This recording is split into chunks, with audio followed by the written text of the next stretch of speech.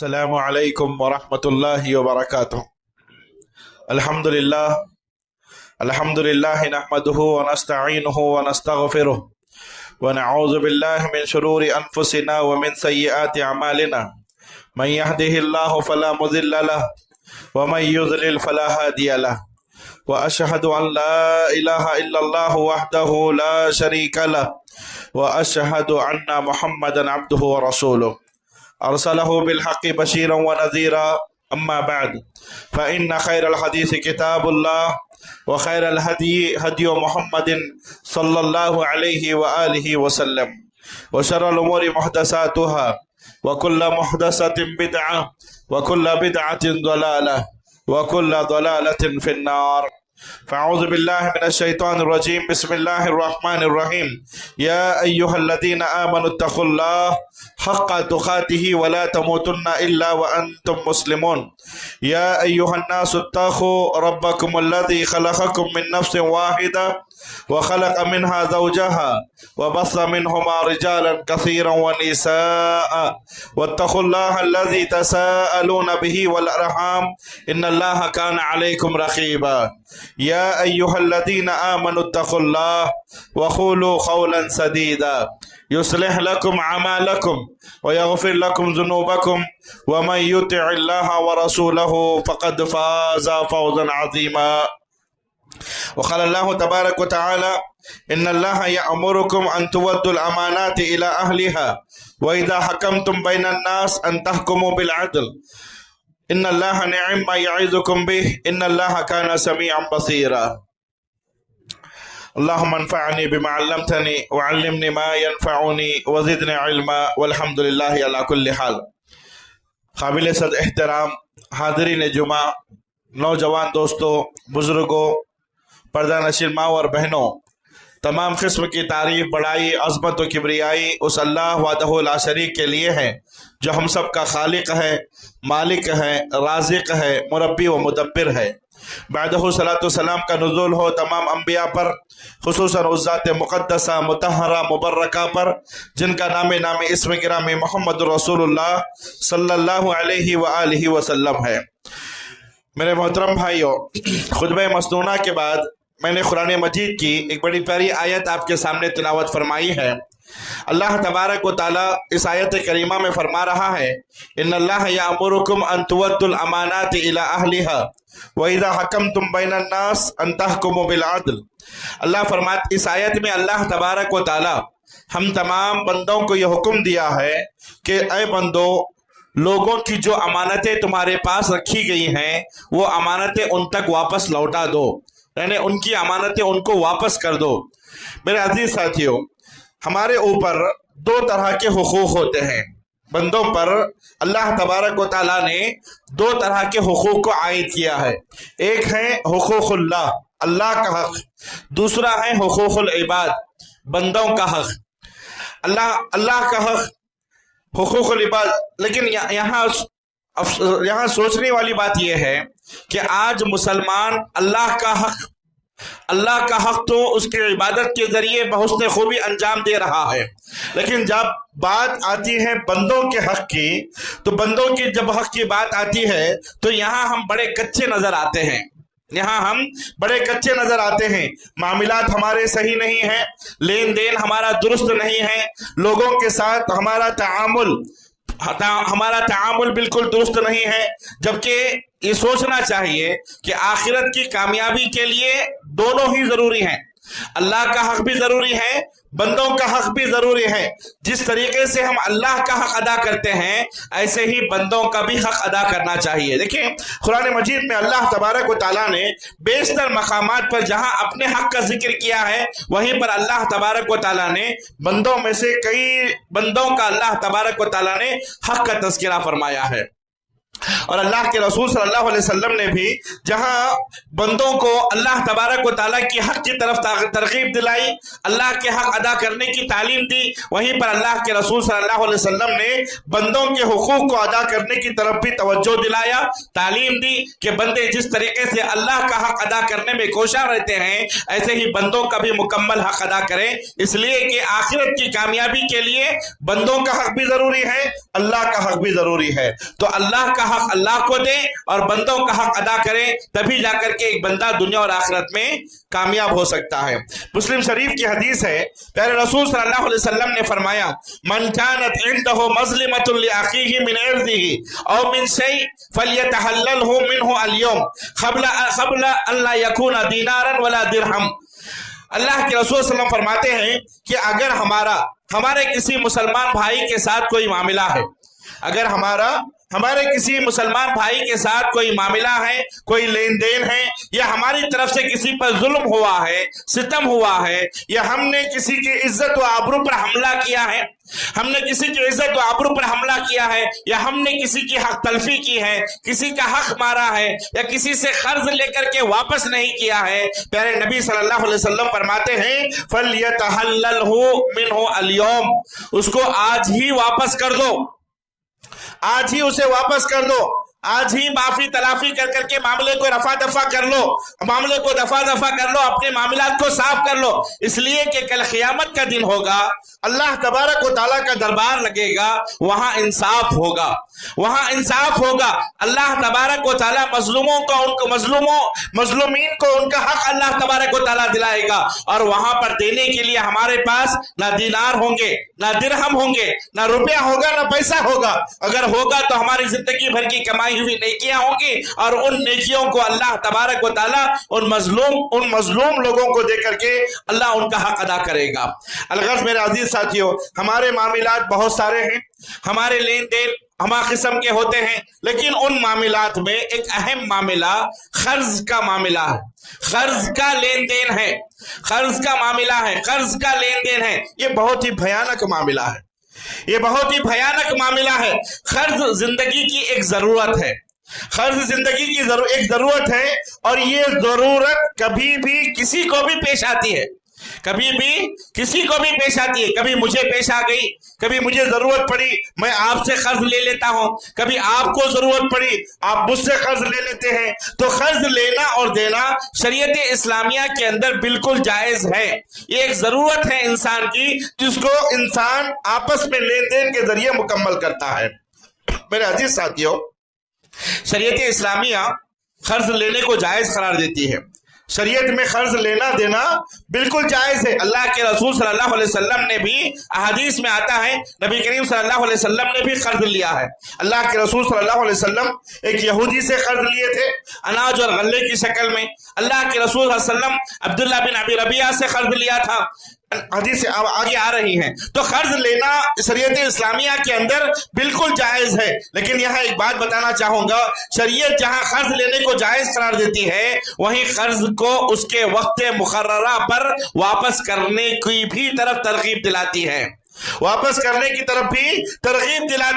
جیسے تم قرض لیتے وقت عاجزی کے ساتھ، انکساری کے ساتھ، بڑے ادب و احترام کے ساتھ آدمی کے پاس آ کر کے قرض لیتے ہو، شریعت یہ کہتی ہے کہ جب قرض لوٹانے کا وقت آتا ہے تو وقت مقررہ پر قرض بھی اسی اچھے انداز میں واپس کیا کرے۔ لیکن لہذا ہم تمام کو چاہیے، سب سے قرض کے تعلق سے شریعت یہ کہتی ہے، سب سے پہلے تو چاہیے کہ یہ جان لے کہ قرض جہاں تک ہو سکے وہاں تک آدمی کو قرض سے بچنا چاہیے، جہاں تک ہو سکے وہاں تک آدمی کو قرض سے بچنا چاہیے، قرض سے دور رہنا چاہیے۔ لیکن انتہائی سخت ضرورت پر اگر آدمی قرض لیتا بھی ہے،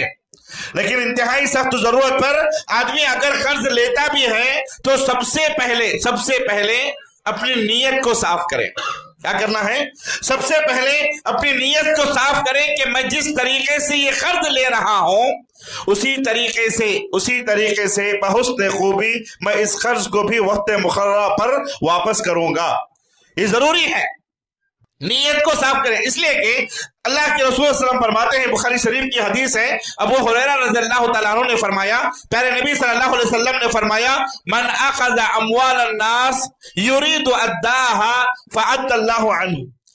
اللہ کے رسول صلی اللہ علیہ وسلم فرماتے ہیں جو شخص اس نیت سے قرض لیتا ہے، اس نیت سے قرض لیتا ہے، یعنی اپنی نیت کو صاف کر کر کے لوگوں سے قرض لیتا ہے، اس نیت سے قرض لیتا ہے کہ میں وقت مقررہ پر اسی طریقے سے اس کے قرض کو بھی واپس کروں گا، اس ماں واپس کروں گا، پہلے رسول صلی اللہ علیہ وسلم فرماتے ہیں اد اللہ عنہ، اللہ کے نبی نے فرمایا اللہ تبارک و تعالی اس قرض کا انتظام فرما دیتا ہے، یا اس کی قرض کی ادائیگی کا راستہ آسان فرما دیتا ہے۔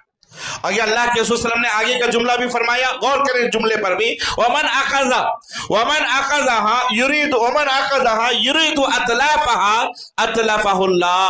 پیارے نبی صلی اللہ علیہ وسلم فرماتے ہیں جو شخص قرض لیتا ہے اس نیت سے لیتا ہے کہ مجھے واپس تو کرنا نہیں ہے، انہیں میرا کیا بگاڑ لے گا، ہوتا ہے نا، مجھے واپس تو کرنا نہیں ہے، انہیں میرا کیا بگاڑ لے گا، انہیں میرا کیا کر لے گا، ڈبانے کی نیت ہوتی ہے، ہڑپ کرنے کی نیت ہوتی ہے، قرض کو کھا جانے کی نیت ہوتی ہے۔ اللہ کے رسول صلی اللہ علیہ وسلم فرماتے ہیں اتلفہ اللہ، اللہ تبارک و تعالیٰ بھی اس کے مال کو تلف فرما دیتا ہے۔ علماء اکرام لکھتے ہیں اللہ تبارک و تعالیٰ کیسے مال کو تلف کرتا ہے، کیسے مال کو اللہ تبارک و تعالیٰ تلف کرتا ہے۔ علماء اکرام لکھتے ہیں ایسا شخص جو قرض کو ڈبانے کی نیت سے لیتا ہے، ہڑپ کر جانے کی نیت سے لیتا ہے، اللہ تبارک و تعالیٰ ایک تو دنیا میں اسے ہلاک کر دیتے ہیں، تلف کے معنی میں اہل علم لکھتے ہیں ایک تو اللہ تبارک و تعالیٰ دنیا میں اس شخص کو ہلاک کر دیتے ہیں، اس کی زندگی اجیرن کر دیتے ہیں، اس کی زندگی اجیرن کر دیتے ہیں، اور اس کی معیشت سے، اس کی کمائی سے اللہ تبارک و تعالیٰ برکت کو ختم کر دیتے ہیں، برکت کو ختم کر دیتے ہیں۔ اور اتنا ہی نہیں، آخرت میں بھی اللہ تبارک و تعالیٰ اس کے ساتھ بڑا سخت رویہ کرتے ہیں، بڑا سخت رویہ اختیار کرتے ہیں۔ الغرض میرے عزیز ساتھیو، افسوس ہوتا ہے آج مسلمانوں پر جو لوگ بڑے بڑے قرض لیتے ہیں اور قرض کو نہ لوٹانا بڑی چالاکی سمجھتے ہیں یا بڑی بہادری اور دلیری سمجھتے ہیں۔ بولتے ہیں نا آ کر کے آپس میں، دیکھو میں اس سے قرض لیا تھا نہیں لوٹایا، کیا کر لیتا دیکھ لیجئے، کیا کر لیتا دیکھ لیجئے۔ لوگ آج قرض تو بڑے بڑے لیتے ہیں اور نہ لوٹانے کو بڑی چالاکی سمجھتے ہیں، بہادری سمجھتے ہیں، اور اپنی جھوٹی شان کے خاطر، جھوٹی شوکت کے خاطر، جھوٹے اسٹیٹس کے خاطر، بیجا خواہشات کو پورا کرنے کے خاطر بڑے بڑے قرض لیتے ہیں، بڑے بڑے قرض لیتے ہیں۔ ہاں، اگر ضرورت کے مطابق آدمی قرض لیتا ہے یہ الگ بات ہے، ضرورت کے مطابق اگر آدمی ضرورت کے طور پر ضرورت کی وجہ سے بنیاد پر اگر آدمی قرض لیتا ہے یہ الگ بات ہے، لیکن نہیں، جھوٹی شان کے خاطر، جھوٹی شان و شوکت کے خاطر، جھوٹے اسٹیٹس کے خاطر، اپنے جھوٹے خواہشات کو پورا کرنے کے خاطر لوگ قرضہ لیتے ہیں۔ لیکن افسوس کی بات تو یہ ہے کہ بہت سارے مسلمان تو ایسے بھی ہیں جو سود پر قرض لیتے ہیں، بینکوں سے لون اٹھاتے ہیں، بینکوں سے لون انہیں ڈرنا چاہیے، انہیں ڈرنا چاہیے، کیونکہ سود کا معاملہ بڑا سنگین ہے، سود یہ گناہ کبیرہ ہے، کبیرہ گناہوں میں سے ہے، بڑے گناہوں میں سے ہے، جس کی کوئی معافی نہیں ہے سوائے توبہ کے۔ افسوس ہوتا ہے مسلمانوں پر جو آج بڑے بڑے قرض لیتے ہیں، چھوٹی شان کے خاطر، جھوٹی شوکت کے خاطر، جھوٹے اسٹیٹس کے خاطر، بڑے بڑے اپنے جھوٹے خواہشات کو پورا کرنے کے خاطر، لیکن اسے واپس نہیں لوٹاتے، اور ایسے ہی دنیا سے رخصت ہو جاتے ہیں، ایسے ہی دنیا سے رخصت ہو جاتے ہیں۔ اللہ کے رسول صلی اللہ علیہ وسلم نے فرمایا، ترمذی کی حدیث ہے، ابو ہریرہ اس کے راوی ہیں، اللہ کے نبی فرماتے ہیں نفس المؤمن معلقۃ بدینہ حتی یقضى عنہ دینہ۔ پیارے رسول صلی اللہ علیہ وسلم نے فرمایا کہ نفس المؤمن، مومن کی جو جان ہے، مومن کا جو معاملہ ہے، یہ اللہ تبارک و تعالیٰ کے پاس لٹکا رہتا ہے، اللہ اس کا فیصلہ نہیں سناتا اس وقت تک جب تک کہ اس کے جانب سے اس کے قرض کو ادا نہ کیا جائے۔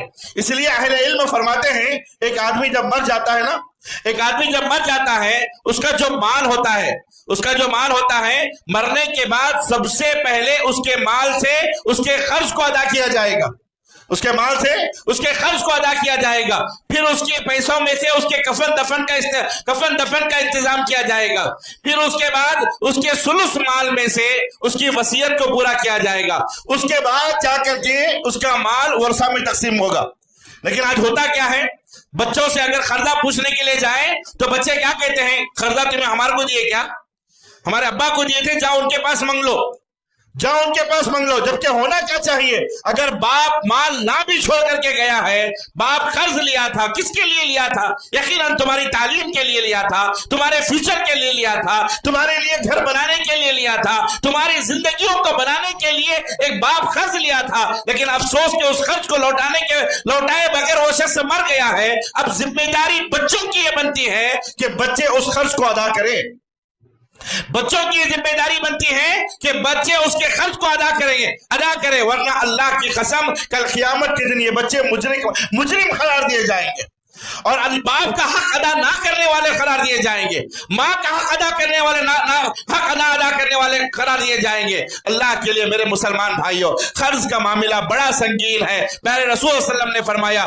نفس المؤمن معلقۃ بدینہ، ایک مومن کی جان، ایک مومن کا معاملہ اللہ کے پاس اس وقت تک لٹکا رہتا ہے جب تک کہ وہ اس کے قرض کو ادا نہ کیا جائے، اس کے قرض کو جب تک ادا نہ کیا جائے اس وقت تک اس کا معاملہ لٹکا رہتا ہے۔ بچوں کی یہ ذمہ داری ہے کہ وہ باپ کے قرض کو ادا کرے، بچوں کی یہ ذمہ داری ہے کہ وہ باپ کے پہلے قرض کو ادا کرے، اس کے بعد اس کی میراث کو تقسیم کرے، اس کے بعد اس کی میراث کو تقسیم کرے۔ میرے عزیز ساتھیوں، یہاں ایک اور بات بتانا چاہوں گا کہ قرض کا معاملہ کتنا سنگین ہے۔ دیکھیں قرض کا معاملہ کتنا سنگین ہے۔ دیکھیں پیارے رسول صلی اللہ علیہ وسلم نے فرمایا، ایک شخص اسلام کی اشاعت کے خاطر، اسلام کی سربلندی کے خاطر، اسلام کے خاطر جہاد میں جاتا ہے، جہاد میں جا کر کے اپنی اللہ کے خاطر اللہ کی راہ میں اپنی گردن کو کٹا دیتا ہے، شہید ہو جاتا ہے۔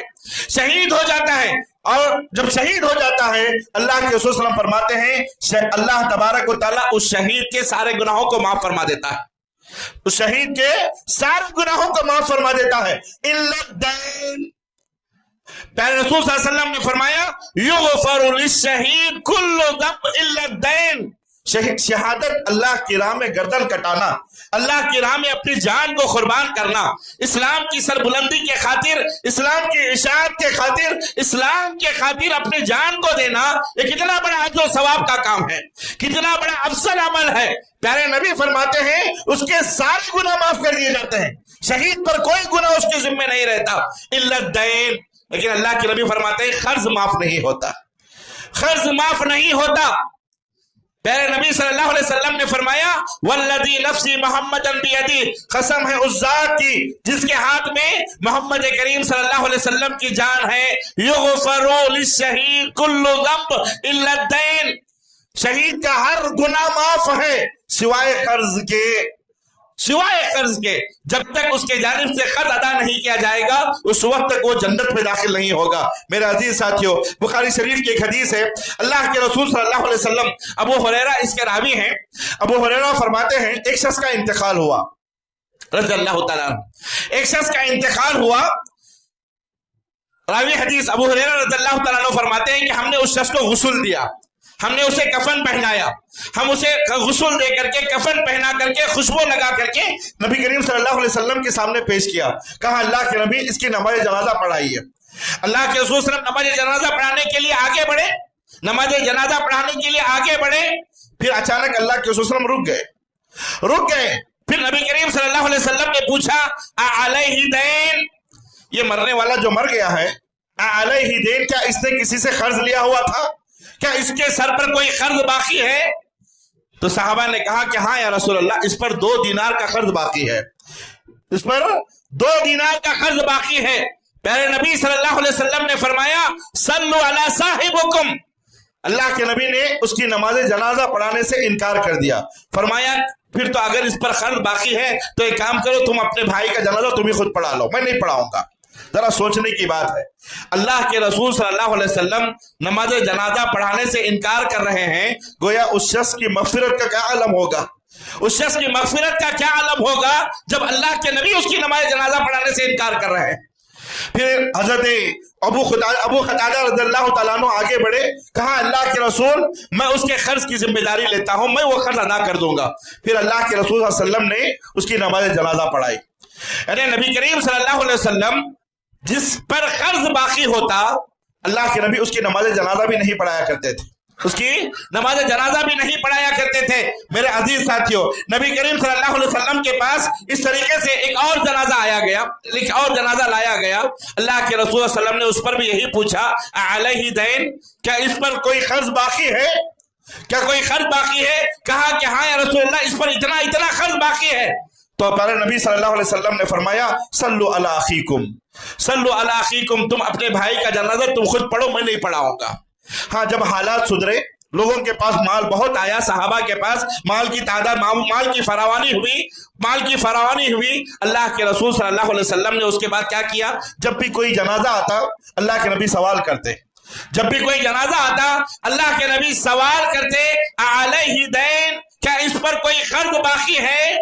اگر کوئی صحابی اس کی ذمہ داری لے لیتا، اللہ کے نبی اس کی نماز جنازہ پڑھاتے۔ اگر کوئی ذمہ داری نہیں لیتا، نبی اس کی نماز جنازہ بھی نہیں پڑھاتے تھے۔ پھر اس کے بعد دور بدلتا گیا، حالات اچھے ہوتے گئے، صحابہ کے پاس مال کی فراوانی ہوئی، بیت المال میں مال آیا۔ اللہ کے رسول صلی اللہ علیہ وسلم نے اس کے بعد کیا کیا؟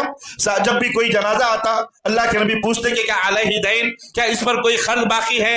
اگر قرض باقی ہوتا، نبی کریم صلی اللہ علیہ وسلم فرماتے، اللہ کے رسول صلی اللہ علیہ وسلم فرماتے، علیہ دین، علیہ دین فعلی قضاؤہ، اللہ کے نبی کہتے ہیں کہ اس کا جو قرض ہے وہ مجھ پر ہے، میں اس قرض کو ادا کروں گا۔ اللہ کے نبی خود ذمہ داری لیتے، اس کے بعد نماز جنازہ پڑھاتے، خود ذمہ داری لیتے، اس کے بعد نبی کریم صلی اللہ علیہ وسلم نماز جنازہ پڑھاتے۔ ذرا سوچنے کی بات ہے، آج ہم قرض کو بڑے ہلکے میں لے لیتے ہیں، ہلکے میں لیتے ہیں۔ بھائی کا تو قرض ہے، کیا ہوگا؟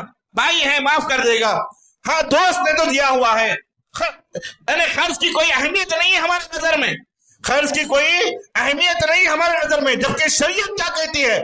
شریعت یہ کہتی ہے کہ ایک تو اللہ کے نبی نماز جنازہ پڑھانے سے انکار کر رہے ہیں، جب تک کہ کوئی اس کی ذمہ داری نہیں لیتا تھا اللہ کے نبی نماز جنازہ نہیں پڑھاتے تھے۔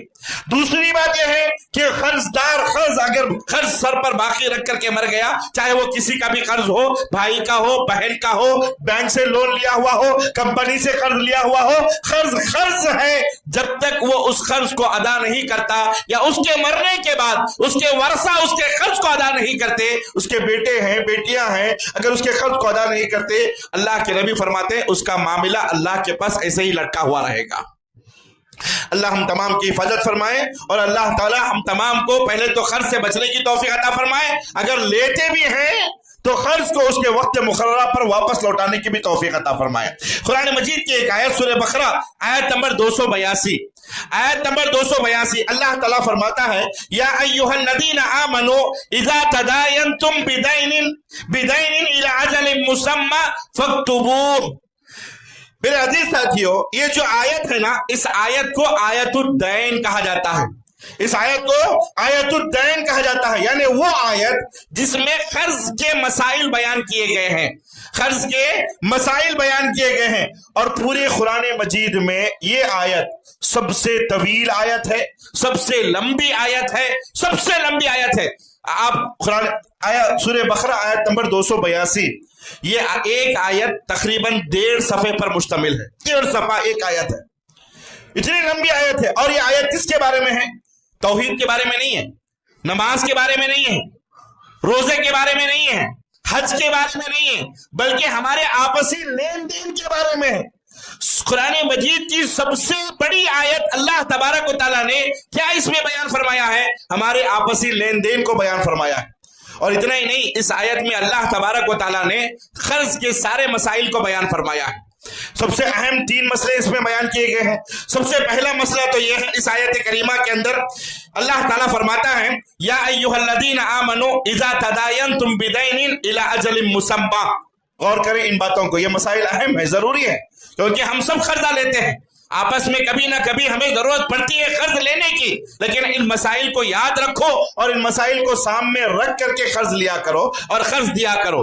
پہلا مسئلہ اللہ تبارک و تعالیٰ اس آیت میں یہ بیان کر رہا ہے، اذا تداینتم بدین الی اجل مسمی، الی اجل مسمی۔ اللہ تبارک و تعالیٰ فرماتے ہیں کہ اگر تمہیں قرض کی ضرورت پڑے، تم کبھی جا کر کے کسی سے قرض لو تو اللہ فرما رہا ہے تو قرض لینے والا قرض لیتے وقت میں वक्त मुतय्यन करे, टाइम मुतय्यन करे कि मैं 5 महीने के बाद लौटाऊंगा, 6 महीने के बाद लौटाऊंगा, 1 साल के बाद लौटाऊंगा, 2 साल के बाद लौटाऊंगा। इला अजलिन मुसम्मा, फला वक्त में मैं आपका कर्ज वापस लौटाऊंगा।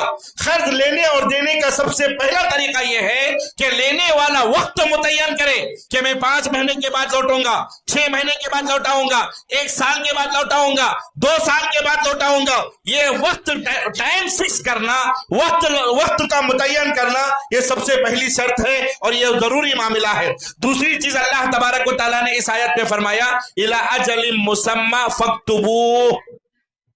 चाहे आप कर्ज भाई से ले रहे हो, चाहे कर्ज आप बहन से ले रहे हो, चाहे कर्ज आप अपने ससुर से ले रहे हो, साले से ले रहे हो, जिस या दोस्त से ले रहे हो, या अपने पड़ोसी से ले रहे हो, या अपनी कंपनी में ले रहे, किसी से भी आप कर्ज ले रहे हैं, एक तो पहली चीज वक्त को मुतय्यन करना है।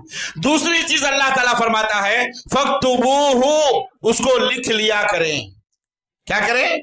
उसको लिख लिया करें। ऐसा नहीं कि भाई क्या भाई बड़े भाई हो, छोटे भाई को कर्ज दे रहे हो, फिर लिखने की जरूरत क्या है? फिर लिखने की जरूरत क्या? आज होता है ना, क्या भी इतना भी भरोसा नहीं, क्या कर्ज लेने वाला क्या बोलता है आजकल, क्या भी इतना भी भरोसा नहीं, क्या मैं नहीं लौटाऊंगा, क्या डुबा देता हूं, क्या भाई इतनी को भी आप लिख रहे पढ़ रहे, लिखा पढ़ाई, बॉन्ड पेपर, इन पेपर नहीं।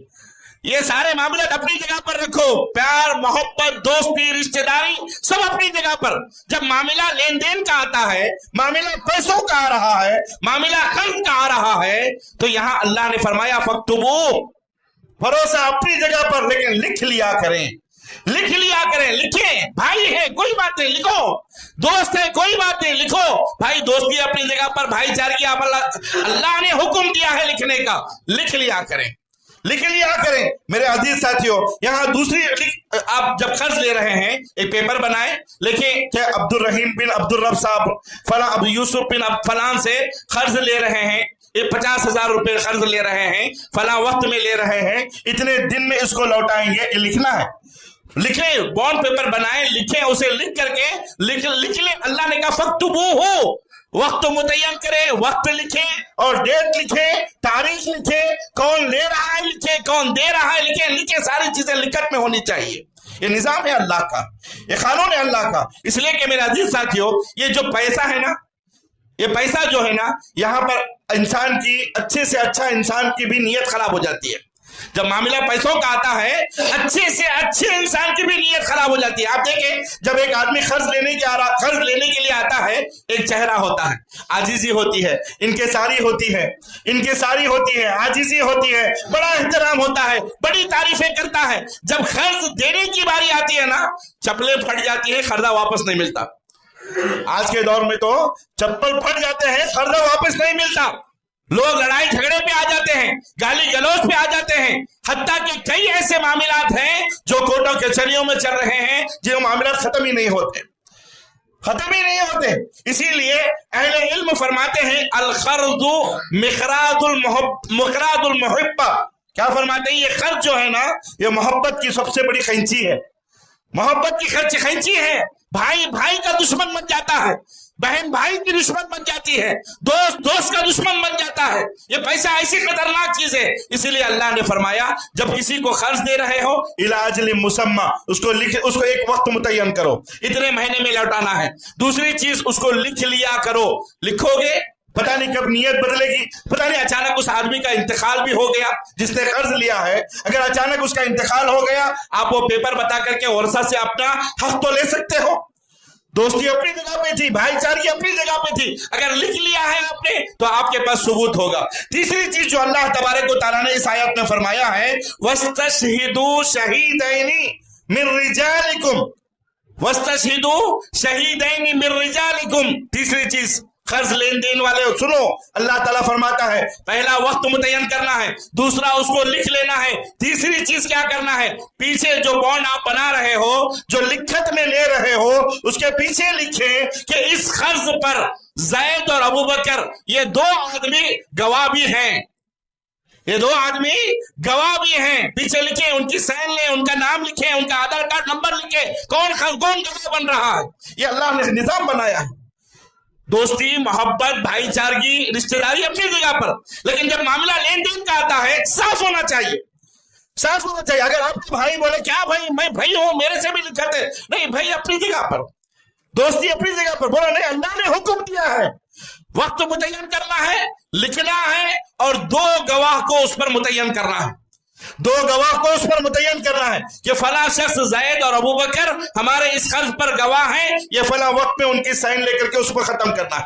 ये 3 चीजें अल्लाह तबारक व तआला ने इस आयत करीमा में बयान फरमाया है। अलगर्ज मेरे अजीज साथियों, कर्ज हाँ अच्छी बात है, बसा वक्त ऐसा होता है आदमी की नीयत होती है कि कर्ज वापस लौटाएं, नीयत होती है कि वक्त मुकर्ररा पर कर्ज वापस लौटाएं, लेकिन बेचारे के हालात ऐसे नहीं है कि वो वक्त पर पैसा नहीं लौटा पा रहा है, वक्त पर पैसा नहीं लौटा पा रहा है, नहीं दे वापस नहीं दे सक रहा है। अल्लाह ताला कुरान मजीद में फरमाता है व इन काना ज़ु उसरतिन फनज़ीरतुन इला मैसरा, अगर आदमी तंगदस्त है, गरीब है, लाचार है, वक्त खत्म हो चुका है, वो वापस नहीं दे सक रहा है, आकर के आपसे रिक्वेस्ट कर रहा है भाई अल्लाह के लिए मुझे और थोड़ी सी मोहलत दे, और 2-4 महीने का टाइम दे, मैं इंशाल्लाह 2-4 महीने के बाद आपका पैसा लौटाऊंगा। अल्लाह फरमाता है ऐसे तंगदस्त आदमियों को मोहलत दे, ऐसे तंगदस्त आदमियों को आप जानते हैं कि हाँ यकीनन वो बंदा बेचारा मजबूर है, लाचार है, तंगदस्त है, वापस अभी फिलहाल नहीं कर सकता, लेकिन नीयत बिल्कुल साफ है, लौटाने की है। अल्लाह ताला फरमाता है कि अगर वो मोहलत मांग रहा है आप उसे मोहलत दें, आप उसे मोहलत दें। अल्लाह के रसूल मुस्नद अहमद की रिवायत है, हजरत बुरैदा रज़ियल्लाहु ताला अन्हु फरमाते हैं कि नबी करीम सल्लल्लाहु अलैहि वसल्लम को मैंने फरमाते हुए सुना, मन अंज़रा मुअसिरन वलहु वकान यौमल क़ियामह सदक़तुन क़ब्ल अन यहिल्ल दैन। अल्लाह के रसूल सल्लल्लाहु अलैहि वसल्लम फरमाते हैं, अल्लाह के रसूल सल्लल्लाहु अलैहि वसल्लम फरमाते हैं जो शख्स किसी मजबूर और तंगदस्त आदमी को जो आपसे कर्ज लिया हुआ है, वक्त मुकर्ररा पर आपके कर्ज को वापस नहीं लौटा पा रहा है, वो मजीद मोहलत मांग रहा है, आप उसे मोहलत दें, आप उसे मोहलत दें। इसका फायदा क्या होगा? देखो लिखने का फायदा हुआ, एक तो लिखने का फायदा आपको आपका माल मिल जाएगा, दूसरा लिखने का फायदा यह है कि वक्त मुकर्ररा खत्म हो चुका है, वो मजीद मोहलत मांग रहा है, आप उसे मजीद मोहलत दोगे। वक्त के खत्म हो जाने के बाद अल्लाह के रसूल सल्लल्लाहु अलैहि वसल्लम फरमाते हैं कि जो पैसा आपने दिया है, यानी यूं समझो 1 लाख रुपए आपने दिया है, 1 साल का टाइम दिया था, वो साल खत्म हो गया, लेकिन बेचारा मजीद आकर के 1 साल के बाद फिर वक्त मांग रहा है। प्यारे नबी सल्लल्लाहु अलैहि वसल्लम फरमाते हैं अगर आप उसे मोहलत देते हो, अगर आप उसे मोहलत देते हो तो ये 1 लाख रुपए हर दिन के एतबार से रोजाना 1 लाख रुपए अल्लाह की राह में सदका देने का अजर सवाब अल्लाह तुम्हें अता फरमाएगा। कितना बड़ा सवाब है? 1 लाख आपने खर्च दिया था, 1 साल का वक्त खत्म हो गया है, लेकिन वो वापस नहीं लौटा पा रहा है, आपसे आकर के मजीद मोहलत मांग रहा है। प्यारे नबी सल्लल्लाहु अलैहि वसल्लम फरमाते हैं अगर आप उसे मोहलत देते हो तो ये 1 लाख रुपए हर दिन के एतबार से रोजाना 1 लाख रुपए अल्लाह की राह में सदका देने का अजर सवाब अल्लाह आपके नामा अमाल में लिखेगा। फिर उसके बाद अल्लाह के रसूल ने फरमाया हर दिन के एतबार से अल्लाह तबारक व तआला अगर आप उसकी तंगदस्ती को देख करके मोहलत दे रहे हो, मजीद टाइम दे रहे हो, तो अल्लाह तबारक व तआला 2 साल का हर दिन के एतबार से दुगना कर देगा, इस अजर को दुगना कर देगा। यानी हर दिन 1 लाख रुपए नहीं, हर दिन 2 लाख रुपए का अल्लाह तबारक व तआला की राह में सदका व खैरात करने का अल्लाह अजर तुम्हें अता फरमाएगा। हज़रत बुरैदा रज़ियल्लाहु ताला अन्हु अल्लाह के रसूल सल्लल्लाहु अलैहि वसल्लम से सवाल करते हैं, ए अल्लाह के नबी आपने पहले कहा कि हर दिन के एतबार से 1 लाख अल्लाह की राह में खैरात करने का अजर देगा, यानी 1 गुना अल्लाह अजर अता फरमाएगा। फिर आपने फरमाया 2 गुना अल्लाह डबल अजर को डबल कर देगा, मामला क्या है? अल्लाह के रसूल सल्लल्लाहु अलैहि वसल्लम ने फरमाया जो मुकर्ररा मुद्दत के बाद उस रकम को ना लौटा सके, वक्त के गुजर जाने के बाद अगर आप मोहलत दे रहे हो, अल्लाह तबारक व तआला उस पर तुम्हें हर दिन के एतबार से उतना पैसा अल्लाह की राह में खैरात करने का अजर देगा। लेकिन अगर आप मजीद मोहलत दोगे तो हर दिन के एतबार से इसी कीमत को अल्लाह तबारक व तआला डबल कर करके हर दिन के एतबार से दुगना अजर अल्लाह तुम्हें अता फरमाएगा।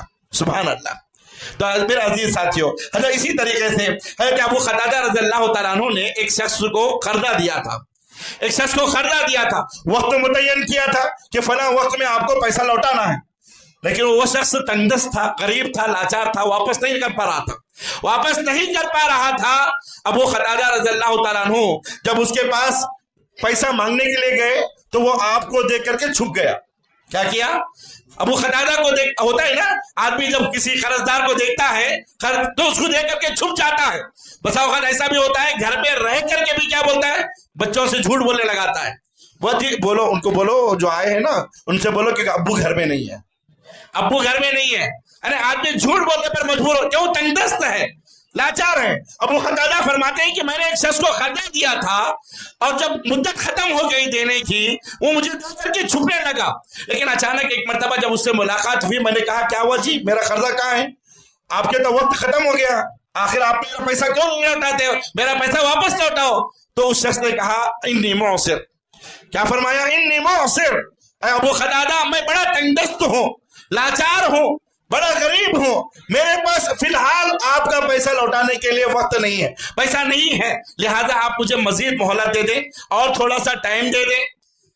ابو قتادہ رضی اللہ تعالیٰ عنہ فرماتے ہیں کہ اللہ فرماتے ہیں کہ میں نے اللہ ابو قتادہ اس شخص سے کہتے ہیں کیا تم اللہ کی قسم کھا کر کے کہتے ہو کہ تم صحیح معنوں میں تنگ دست ہو؟ صحیح معنوں میں تنگ دست ہو؟ کہا ہاں ابو قتادہ، اللہ کی قسم کھا کر کے میں کہتا ہوں میں صحیح معنوں میں بڑا تنگ دست ہوں، بڑا مجبور ہوں، فی الحال میرے پاس آپ کو پیسہ دینے کے لیے نہیں ہے. ابو قتادہ رضی اللہ تعالیٰ عنہ نے فرمایا کہ میں نے اللہ کے رسول صلی اللہ علیہ وسلم کو کہتے ہوئے سنا من سرہ ان ینجیہ اللہ من کرب یوم القیامہ فلینفس عن معسر او یدع عنہ. فرماتے ہیں کہ میں نے اللہ کے رسول صلی اللہ علیہ وسلم کو یہ کہتے ہوئے سنا جو شخص کسی قرضدار کو اس کی تنگ دستی کی بنا پر، اس کی مجبوری کی بنا پر مزید مہلت دیتا ہے اور زیادہ ٹائم دیتا ہے، اللہ تبارک و تعالیٰ کل قیامت کے دن کی مصیبتوں کو آسان فرما دے گا. قیامت کے دن کی مصیبتیں کیسی مصیبتیں ہیں؟ حساب و کتاب کی مصیبت، اللہ کے سامنے کھڑے ہونے کی مصیبت، جزا و سزا کی مصیبت، جہنم کی مصیبت. اللہ ان ساری مصیبتوں سے اس شخص کو آسان فرما دے گا، سارے مصیبتوں کو اللہ ختم فرما دے گا. اور ایک حدیث میں اللہ کے رسول صلی اللہ علیہ وسلم نے یہاں تک بھی فرمایا جو شخص کسی تنگ دست آدمی کو، کسی مجبور آدمی کو جو اس کا قرض نہیں لوٹا پا رہا ہے مزید مہلت دے گا، کل قیامت کے دن اللہ اپنے عرش کے سائے میں اس کو جگہ عطا فرمائیں گے. اپنے عرش کے سائے میں اسے جگہ عطا فرمائیں گے جس دن سوائے عرش کے سائے کے کوئی اور سایہ نہیں ہوگا، کوئی اور سایہ نہیں ہوگا.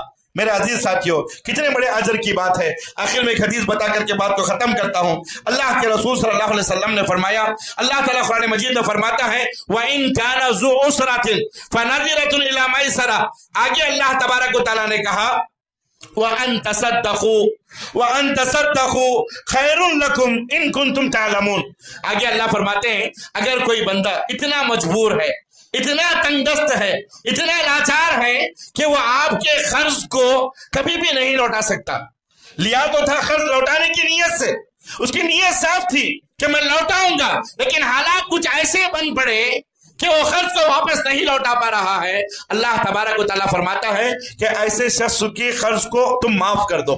اگر تم معاف کر دو گے تو اللہ تبارک و تعالیٰ کے نزدیک یہ بہت بہتر ہے اگر تم جان لو گے. ایک حدیث بتاتا ہوں، اللہ کے رسول صلی اللہ علیہ وسلم نے فرمایا، بخاری اور مسلم کی روایت ہے، نبی کریم صلی اللہ علیہ وسلم فرماتے ہیں کہ ایک تاجر تھا جو لوگوں کو اکثر قرض دیا کرتا تھا.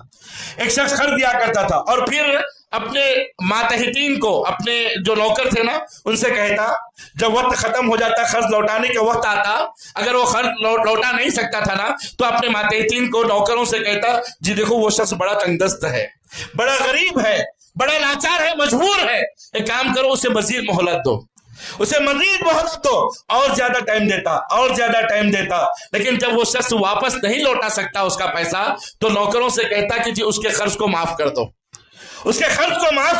دوبارہ اس سے جا کر کے کوئی پیسہ نہیں پوچھے گا، بیچارہ بڑا غریب ہے، بڑا تنگ دست ہے، بڑا مجبور ہے، لہذا اس کی مجبوری کو دیکھ کر کے وہ اس کے قرض کو معاف بھی کر دیا کرتا تھا. اللہ کے رسول صلی اللہ علیہ وسلم سے جب اس سے نوکر سوال کرتے کہ آپ آخر کتنے اس طریقے سے کیوں کہ کب تک آپ لوگوں کے خرچ کو معاف کرتے رہو گے، تو وہ شخص کہتا مجھے اللہ کی ذات سے امید ہے کہ جیسے میں لوگوں کو یہاں پر ان کے خرچ کو معاف کر رہا ہوں، کل قیامت کے دن اللہ تبارک و تعالیٰ مجھے بھی اسی طریقے سے معاف کر دے. تو اللہ کے رسول صلی اللہ علیہ وسلم فرماتے ہیں اللہ کو اس کی یہ ادا اتنی پسند آئی، اللہ کے رسول صلی اللہ علیہ وسلم فرماتے ہیں اللہ تبارک و تعالیٰ کے پاس جب وہ بندہ پہنچا اللہ نے اس کے سارے گناہوں کو معاف فرما دیا، سارے گناہوں کو درگزر فرما دیا۔ اور یقیناً میرے عزیز ساتھیوں، معاف کرنا، درگزر کرنا یہ اللہ کو بہت پسند ہے، بہت پسند ہے۔ ذرا سوچ کر کے دیکھو ہم دن اور رات میں کتنے غلطیاں کرتے ہیں، کتنے گناہ کا کام کرتے ہیں، کتنے غلط کام کرتے ہوں گے۔ اگر اللہ ہماری ہر غلطی کو پکڑے، ہر غلطی پر سزا دینے پر آ جائے، ہم دنیا میں جی سکیں گے؟ نہیں، یہ معاف کرنا یہ اللہ کی صفت ہے، معاف کرنا یہ اللہ کی صفت ہے، اللہ کی سنت ہے، اللہ کی عادت ہے، اور اللہ معاف کرنے والوں کو بہت پسند کرتا ہے۔ تو لہذا اگر آپ کسی کو قرض دیتے ہیں، بیچارہ مجبور ہے، لاچار ہے، نہیں دے سکتا، مزید آپ اسے مہلت دے، مزید مہلت دے۔ اگر وہ بھی تب بھی نہیں لوٹا سکتا، تب بھی نہیں دے سکتا، آپ اگر اللہ نے آپ کو اتنا مال دیا ہے، اتنی دولت سے نوازا ہے، اللہ نے آپ کو اتنی طاقت دیا ہے، اس کے قرض سے آپ کو کوئی حرج نہیں ہے، اگر آپ معاف کر سکتے ہیں تو ایسے غریبوں کا قرض معاف کریں، معاف کریں۔ اس کا بدلہ کیا ہوگا؟ کل قیامت کے دن اللہ آپ کے گناہوں کو معاف فرمائے گا، آپ کے سارے گناہوں برائیوں کو ختم کر دے گا اور اللہ تمہیں جنت عطا فرمائے گا۔ اللہ سے میں دعا کرتا ہوں کہ اللہ تبارک و تعالی ہمیں اپنے معاملات کو درست کرنے کی توفیق عطا فرمائے۔ پہلے تو اللہ ہمارے حالات کو سدھارے، اسے سدھارے کہ کبھی کسی کے سامنے ہاتھ پھیلانے کی اللہ ہماری نوبت نہ لائے۔ اللہ ہمیں جب بھی ہاتھ پھیلانے کی نوبت آئے، اللہ ہمیں صرف تیرا محتاج بنا، دنیا میں کسی کا محتاج مت بنا۔ اگر ہم قرض لیتے بھی ہیں تو وقت مقررہ پر اس قرض کو ادا کرنے کی بھی اللہ ہمیں توفیق عطا فرمائے۔ اے اللہ اس دنیا میں، اے اللہ اس مجلس میں یا امت میں جو بھی لوگ پریشان حال ہیں تو ان کے پریشانیوں کو دور فرما، جو بھی لوگ مصیبتوں میں ہیں اللہ ان کے مصیبتوں کو آسان فرما دے، جو بھی لوگ قرضوں میں ڈوبے ہوئے ہیں اللہ تو ان کے قرضوں کا انتظام فرما دے، ان کے قرض کی ادائیگی کا راستہ آسان فرما دے۔ اے اللہ جب تک ہمیں دنیا کے اندر رکھنا، کتاب اللہ و سنت رسول پر عمل کرنے کی توفیق عطا فرما، اور اللہ جب وفات پہ عطا فرما تو ہمیں ایمان اور اسلام کی حالت پر وفات عطا فرما۔ اقول قولی ھذا واستغفر اللہ لی ولکم ولسائر المسلمین من کل ذنب فاستغفروا وتوبوا الیہ انہ هو الغفور الرحیم۔